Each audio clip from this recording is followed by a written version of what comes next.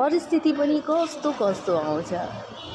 भित्र दन्दनी आगो बलिरहेको हुन्छ, भक्कानिएर आवाज निकालेर रुन मन लागिरहेको हुन्छ।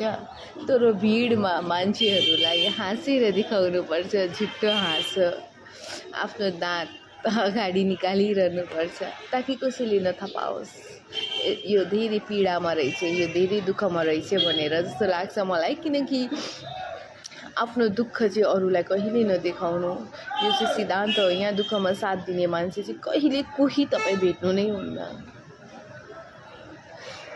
तर गाह्रो हुन्छ, छातीभित्र आगो बलिरहेको हुन्छ, बाहिर नाटक गरेर हाँसेर मान्छेलाई देखाउनुपर्छ हँसिलो अनुहार ताकि केही नभएको जस्तो।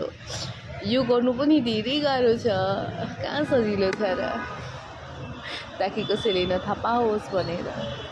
हरेक कुरा गाह्रो रहेछ क्या जिन्दगीमा, एकदम मजाले गर्नु चाहिँ।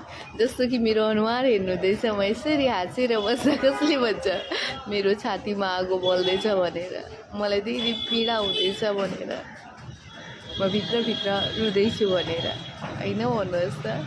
सायद यसैको नाम हो जिन्दगी। हेरौँ बाँचौँ कहाँसम्म लैजान्छ है।